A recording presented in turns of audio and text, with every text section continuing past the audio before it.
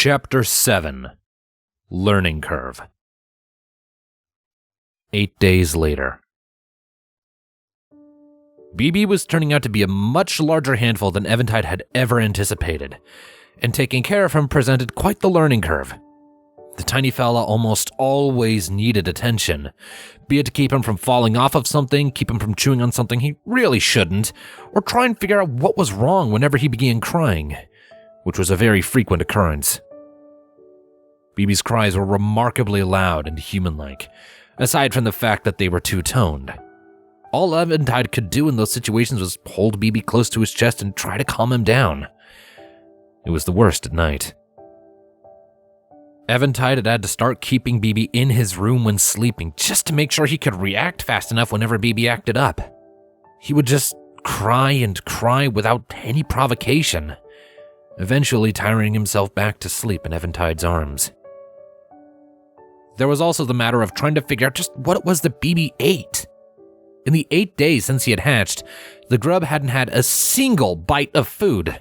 Well, unless Eventide wanted to count playfully gnawing on a piece of raw, uncooked chicken as eating.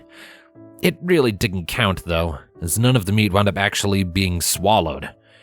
BB had just gnawed on it for a while, then held out his legs in that adorable hug me gesture.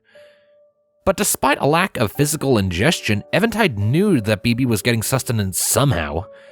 He knew this because BB's stomach would periodically growl, he would display signs of discomfort, but after a little while of being fussed over and worried about by Eventide, Fluttershy, or Buddha, he would relax and the growling would stop. Just more fuel for the theory that BB was fed by affection. The whole routine wouldn't have been quite so bad if Eventide didn't still have to go to work at the Ginger Mart, which ate up 8 hours of his day every single time.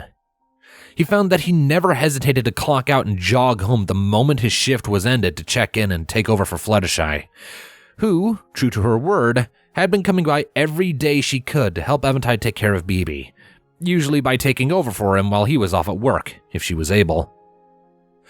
Sadly, between her volunteer work at the animal shelter, spending time with her reunited group of friends, and preparing to resume school once the repairs were done, she wasn't able to make sure BB was always supervised. Luckily, Buddha seemed only all too eager to fill in for both of them whenever they were gone.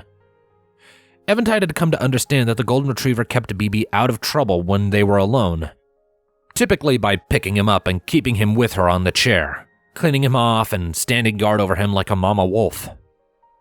It was relieving to see those two getting along so well, and it was something of a treat when Eventide would come home to be greeted by both of them, the barks and licks from Buddha and the eager squeaks of BB.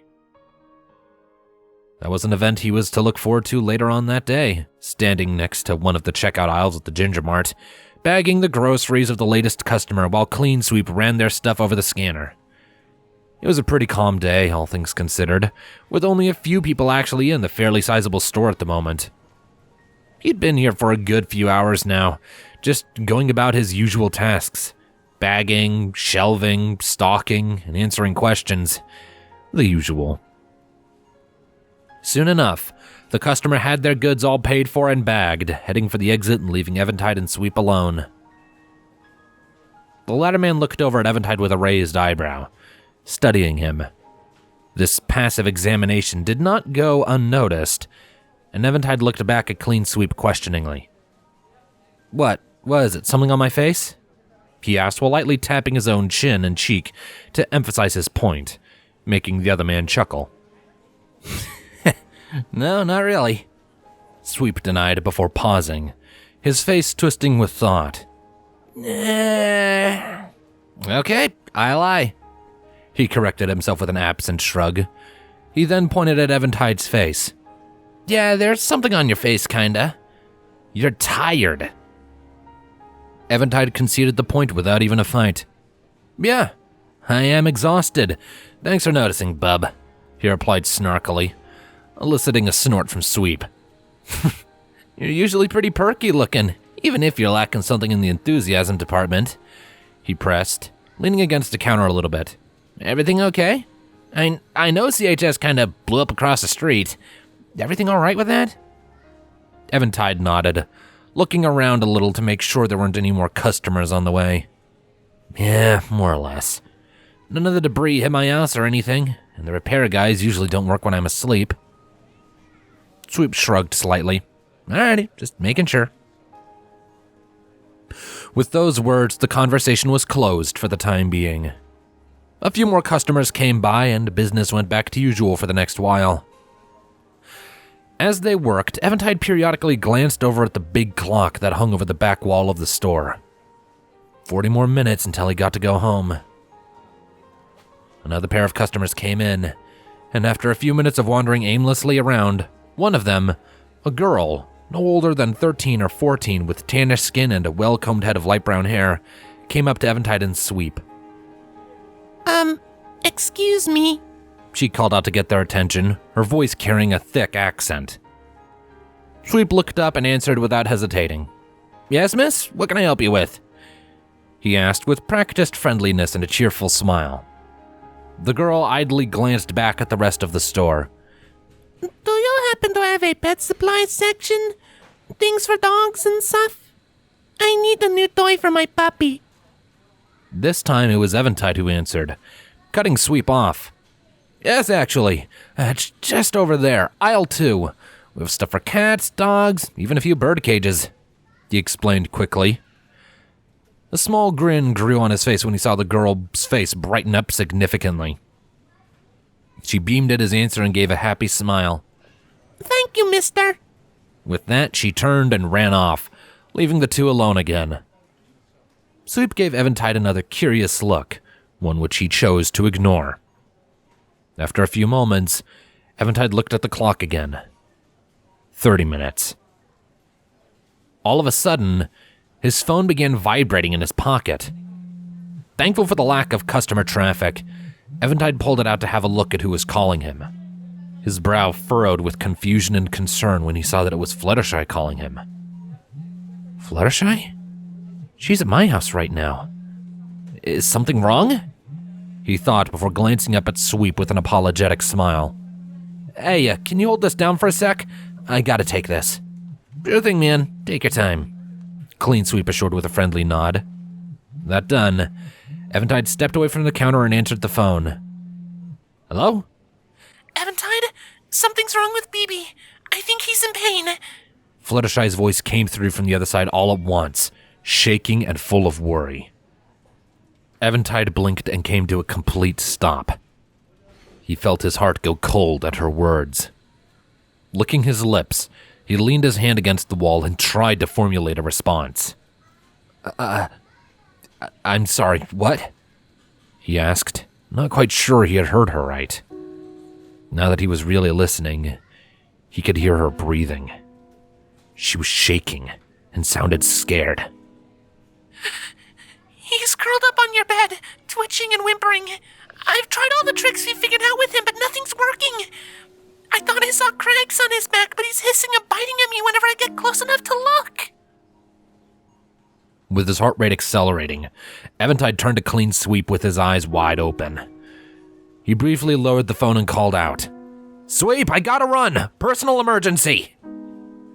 Clean Sweep straightened up in alarm, moving from behind the counter and approaching him. Whoa, what? Seriously? What's wrong? Eventide ignored him for a moment, bringing the phone back up to his ear. Hang tight, Fluttershy, and keep an eye on him. I'm on my way, he stated before ending the call and putting his phone away. He then turned to start heading for the door. Eventide! Sweep called after him, making him turn mid-step. For a couple seconds, Eventide tried to find the right words to explain the situation. But after a few moments, he found his words. One of my pets is sick, he said simply, shaking his head. I gotta go make sure he'll be all right, he explained, before bursting out of the door at a full sprint, not giving Sweep any time to question him further about it. Now standing alone in an awkward silence, Clean Sweep scratched the back of his head in confusion. One of your pets? When did you get another one? He mumbled out.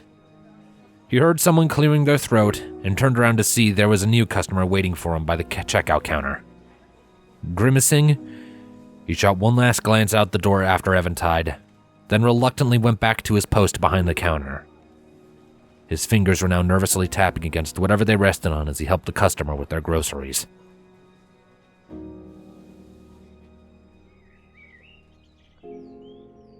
Eventide hadn't run that fast in years, or for that long, and it showed. By the time he came to a stumbling stop at the front door of his house, his lungs were burning as if someone had poured molten steel into them. Gasping raggedly for breath, he tried the handle and, to his relief, found that the door was unlocked. He pushed through and passed into the living room, where Buddha could be seen sitting in the chair, watching him with worried eyes. He spared a moment to utter a quick greeting to her, then continued on his way for his room. The bedroom door was open and Fluttershy leaned out of it to look back at him, worry still on her face.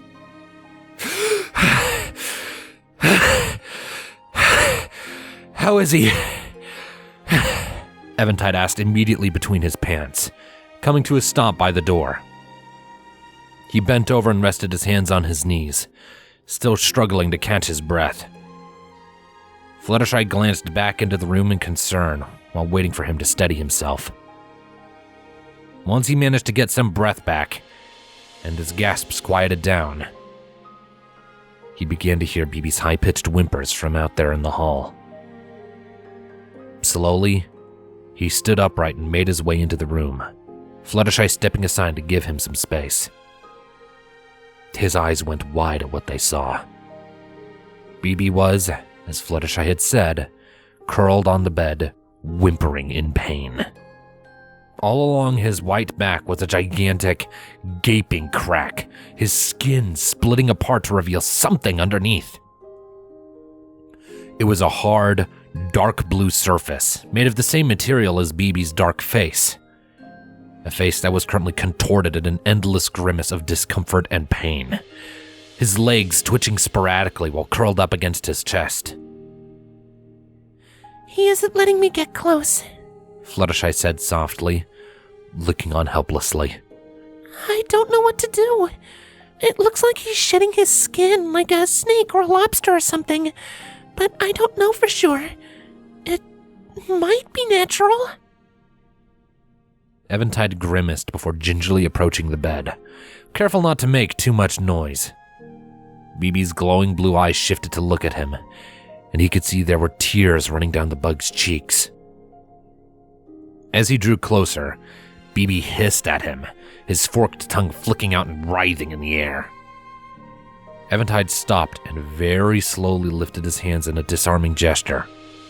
Hey, it's okay, B, he whispered in as soothing a voice as he could manage. BB kept hissing at him for several moments, but eventually his discomfort drove him to whimper and curl up again, squirming in pain where he lay.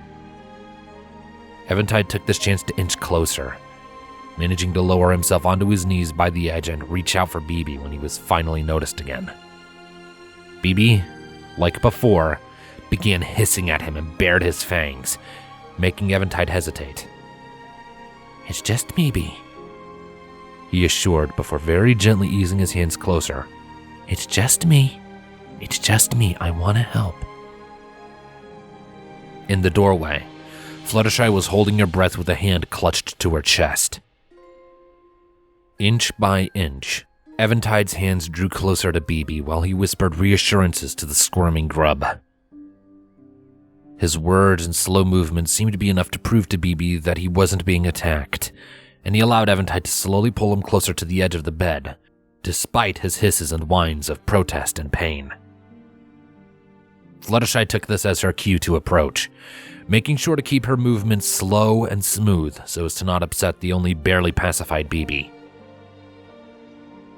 She settled down next to Eventide and smiled sweetly at BB's face.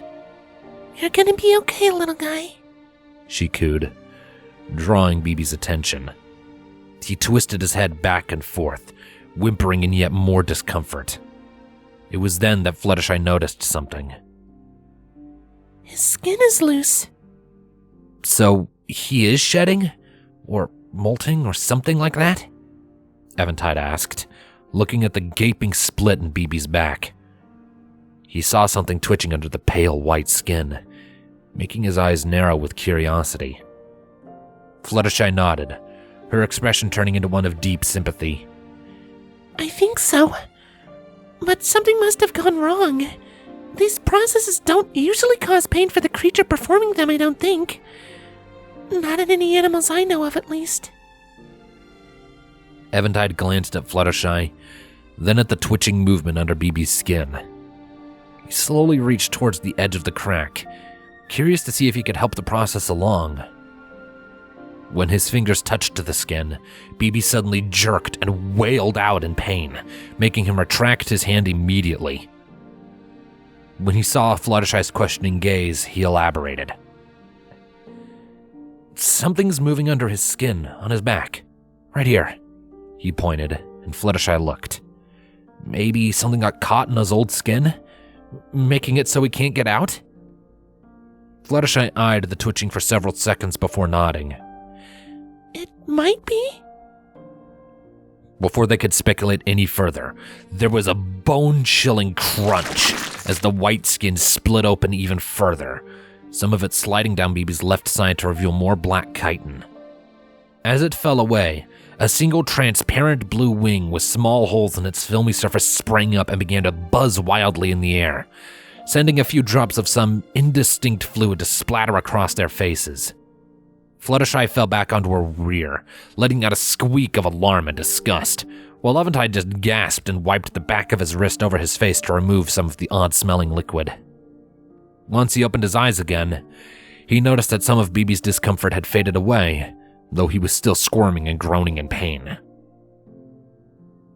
The twitching was still happening under the skin on his right side, and had only gotten worse. And as it got worse, so too did BB's pain, his reprieve already over. His cries increased in volume to become agonized shrieks that made Eventide's heart plummet into the pits of his stomach. He looked pleadingly at Fluttershy, gesturing loosely at BB.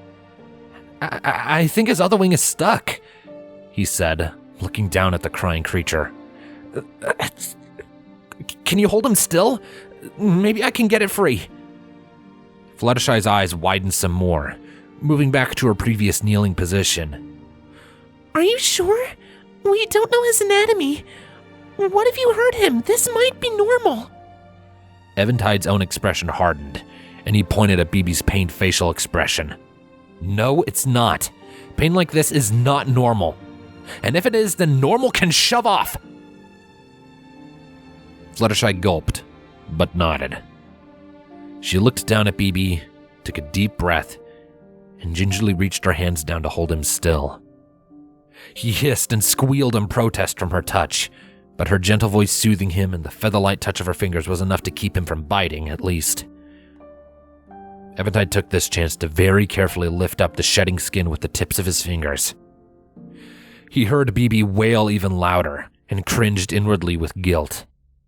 For a second, the skin resisted his pull, and he became afraid that Fluttershy may have been right about this being normal. But then, all at once, the skin peeled back fully with another sickening squelch, and BB's other wing snapped up, free at last. There was a very clear crease running horizontally across it, indicating that it had indeed been stuck and folded, presumably being the cause of BB's pain. It buzzed eagerly for a moment before both wings stopped, and his cries died down. After several seconds, BB audibly sighed in relief, and Fluttershy took her hands off of him. After a few more seconds, BB then began to squirm again, tiny squeaks of effort escaping from his face before, at last, he slipped out of his old skin, his face receding into the white grub before popping up from the crack, along with the rest of him. Eventide watched with awe and amazement as BB revealed his true self for the first time. He stood on 4 legs, each one filled with tiny holes that went all the way through. The legs came to an end with what appeared to be tiny hooves. His body was completely black and shiny, save for an armored pseudoshell along his back, which was colored a dark, rich blue. His twitching and buzzing wings extended out from that shell, and were a lighter shade of blue that was closer to teal. His single horn had gotten slightly longer over the last 8 days now that Eventide looked. 2 ears swiveled around on either side of his head, and a fin could be seen running perfectly down the middle of the back of his neck. Above his hind legs was a tail made of the same material as his fin, twitching behind him as BB got used to his new appendages. All in all, he looked like a tiny horse. A tiny bug horse with holes, wings, and a horn, not to mention the long fangs, sharp teeth, and giant, glowing blue eyes. After a few moments of adjusting to his new body, BB looked up at Eventide and Fluttershy before giving them both a big smile and reaching his forelegs out to them as if desiring a hug. The two of them shared a frazzled look. They had the feeling that the learning curve for taking care of BB just got a lot steeper.